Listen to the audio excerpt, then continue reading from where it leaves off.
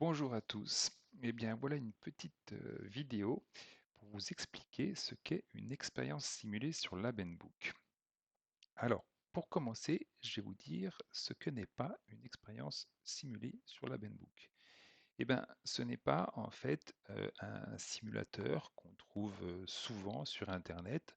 Là, vous voyez, c'est une simulation de spectrophotomètre et en fait, on le manipule avec le spectrophotomètre, on le manipule avec des curseurs. On modifie la longueur d'onde de la lumière incidente, on modifie la concentration de la solution dans la cuve, on modifie la largeur de la cuve et on obtient un résultat qu'on peut lire ici.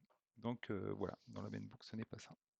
Ce n'est pas non plus de la simulation qui est manipulée avec des outils de réalité virtuelle, avec des casques 3D, des manettes comme ça, et on essaye de manipuler des outils virtuels. Pas du tout. En fait, dans la Book, on va manipuler l'expérience à l'aide d'un protocole expérimental. L'idée derrière ça, c'est que en faisant cela, on demande à l'étudiant de créer un protocole expérimental et donc il va devoir comprendre les méthodes expérimentales qui sont utilisées au cours de l'expérience. Je vais tout de suite aller dans la Book. Voilà, je suis sur la Book. Je suis sur mon onglet missions. Là, vous voyez, j'ai toutes mes missions. Et puis, j'ai certaines missions avec des petits logos simulation. Ce sont les expériences simulées.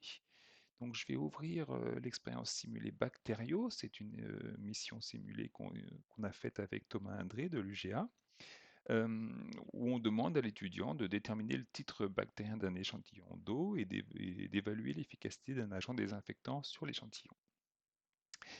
Alors, si l'étudiant ouvre une telle expérience simulée, qu'est-ce qu'il voit? Eh ben, il voit un rapport Labenbook, comme on a souvent, comme il a l'habitude de voir sur Labenbook, avec des parties de rapport, des labdocs, des consignes. Alors, si je regarde les consignes, en fait, on lui demande de modifier le labdoc protocole expérimental pour décrire le déroulement de l'analyse bactériologique. On lui dit d'utiliser ses connaissances, les informations fournies sur le matériel dont vous disposez, et puis il y a aussi des ressources qui sont à disposition. Les ressources, elles sont là, effectivement. Il y a des documents qui sont fournis, mais que je ne vais pas ouvrir, mais qui sont très importants pour l'étudiant afin de comprendre ce qu'il doit faire. Donc je vais fermer les ressources. On lui dit aussi à l'étudiant qu'il peut simuler son expérience et qu'il peut obtenir de l'aide sur son protocole. Alors, les labdocs qui sont disponibles, c'est un premier labdoc qui est vide où on lui demande de faire les calculs préliminaires. On va pas le faire.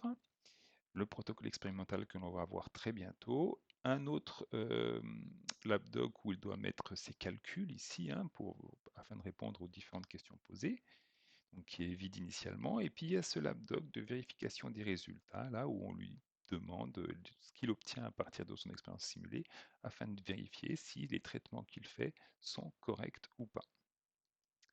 Alors allons voir le protocole expérimental qui va donc permettre de manipuler la simulation.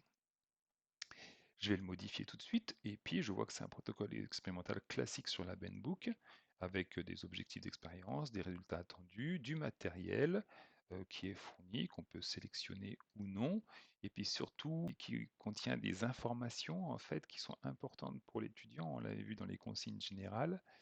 Donc voilà, il y a ce genre d'informations qu'on retrouve souvent aussi dans le cours, mais qui est en plus donné ici. Et puis le protocole, on voit qu'il y a déjà 4 étapes en fait dans le protocole qu'il va falloir compléter. Et puis 2 boutons qu'il n'y a pas dans les protocoles habituels de la Book, c'est simuler l'expérience et obtenir une aide. Alors, comment on fait les protocoles? Eh bien, on va ajouter des actions qui existent comme des blocs de protocole préstructurés. Et moi, là, j'ai le droit d'ajouter 5 actions différentes. L'action attendre, déposer un échantillon, étaler le dépôt, tout ça en duplicat, faire un mélange, une dilution et mettre à incuber. Bon, alors, dans cette première étape, qu'est-ce qu'il faut que je fasse? Il faut que je prépare mes échantillons. Mes échantillons, et ce que je dois tester, c'est l'eau contaminée. Eh bien, je vais faire des dilutions. Donc c'est ça, c'est cette action à dilution parce que mon eau contaminée, vous voyez qu'elle est beaucoup trop concentrée en fait. Si on fait des calculs préliminaires, on s'apercevra qu'elle est trop concentrée pour pouvoir la déposer directement sur les boîtes de pétri. Donc je vais faire des dilutions dans un microtube de 1,5 ml.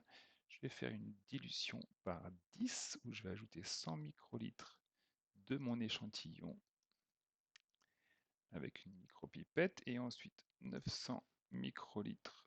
Comme je fais une dilution, je vais mettre de l'eau distillée avec une micropipette de 1000 et je vais appeler cette dilution, c'est ma première dilution par 10, je vais l'appeler dilution 1. Voilà, donc vous voyez, je construis mon protocole comme ça, en ajoutant des actions, en les modifiant, en les déplaçant, en les supprimant, etc., etc., comme un Labenbook classique avec des actions préstructurées.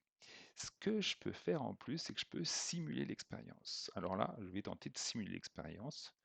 Comme j'ai pas fait grand-chose, vous voyez qu'il n'y a pas grand-chose en fait qui apparaît. Je vois que l'avancement il est très réduit, hein. J'ai fait quelque chose, mais pour l'instant, on ne peut pas simuler de résultat. Donc, je peux obtenir une aide. Ah ben apparemment, j'ai fait une première dilution, donc j'ai déjà un problème de mélange-dilution. Et puis on me dit, ben, pour faire un mélange dilution, il faut choisir le réactif qui doit être ajouté à la solution et tenir compte du volume final. Ok, un message très général. Donc si je ne comprends pas bien ce message très général, je peux continuer à demander de l'aide. Et en fait, le message va être de plus en plus précis au fur et à mesure des demandes d'aide. Donc là, le système s'adapte un petit peu à l'historique de l'étudiant, mais aussi à ses connaissances. Les étudiants qui sont plus en difficulté, on va les aider plus. Donc vous voyez, là j'ai une indication, toujours sur le même problème, et puis apparemment c'est le liquide qui est ajouté qui n'est pas le bon, etc. Et puis ensuite, quand on continue, ben, effectivement, il faut mettre soit du tampon physiologique, soit du désinfectant. Et puis si je vais au bout, là, et ben, en fait, il me dit que c'est à ce niveau-là, comme j'ai une eau contaminée, c'est pas compatible avec de l'eau distillée. Donc soit je change l'eau contaminée, soit je change l'eau distillée. Bon là, il m'avait dit qu'il fallait que je mette soit du désinfectant, soit du tampon physio. Comme je ne suis pas en train de faire mes échantillons de testant le désinfectant, je vais mettre effectivement mon tampon physio. J'apprends que mes dilutions d'eau contaminée, il faut que je les fasse avec du tampon physiologique. Si je simule, ben, je vois que j'ai toujours pas fini mon protocole, mais j'ai un peu avancé. Et puis je peux continuer à demander de l'aide, etc., etc. Donc voilà, je dois faire mon protocole comme ça jusqu'à ce qu'il soit simulable. Alors un protocole simulable, c'est quoi? C'est ben ça, c'est un protocole qui est simulable. C'est vous voyez, c'est assez compliqué en fait. C'est tout ça. Donc ce protocole-là, si je vais le modifier, hop, modifier, et puis je vais du coup chercher d'obtenir une aide, et puis il me dit ben là, votre protocole ne contient pas d'erreur, vous pouvez lancer la simulation, et du coup je peux simuler l'expérience. Qu'est-ce que je vois? Je vois qu'en fait, j'ai fait un étalement de la dilution 4 et puis que j'ai mis à incuber.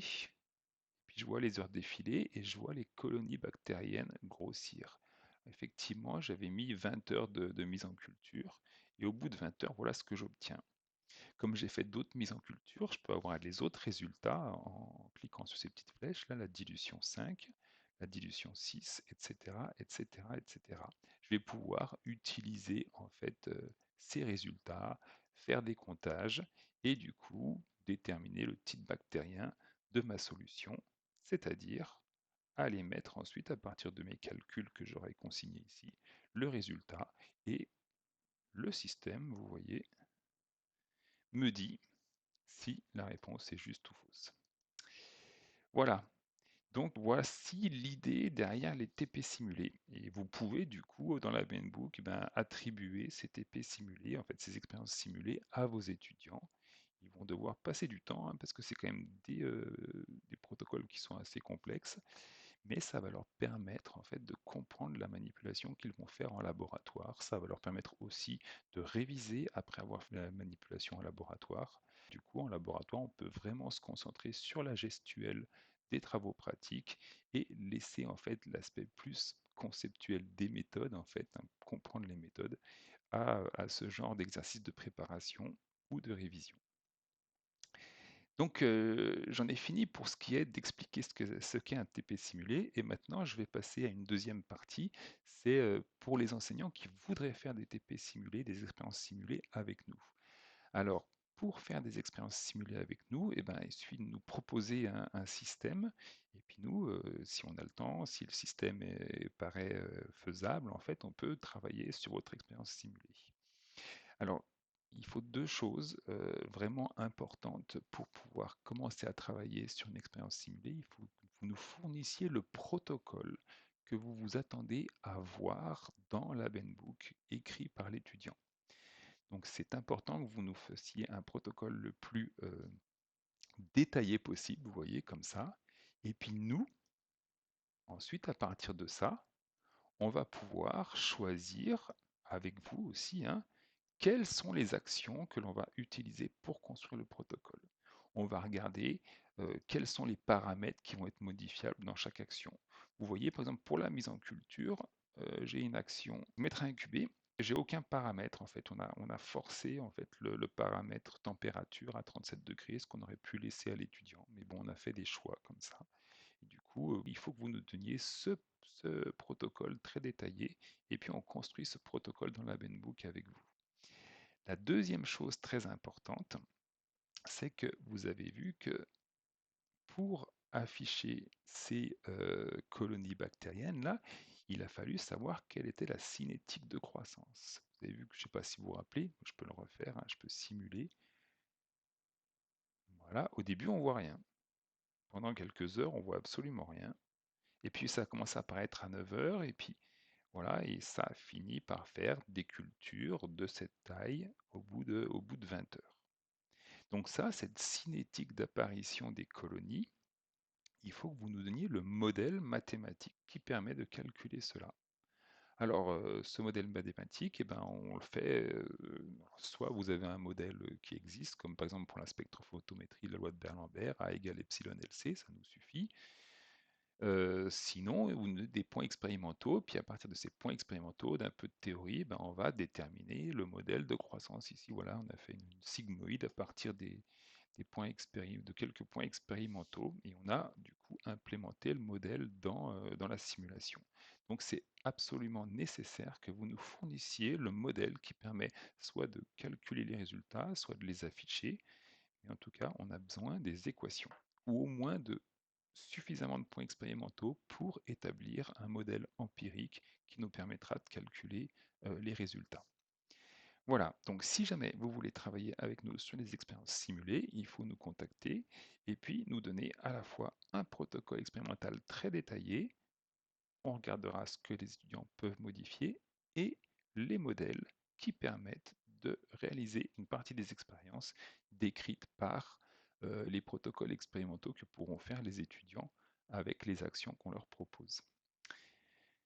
Eh ben, je m'arrête ici. Merci pour votre écoute et puis j'espère à bientôt pour la création de nouvelles expériences simulées la Benbook. Au revoir.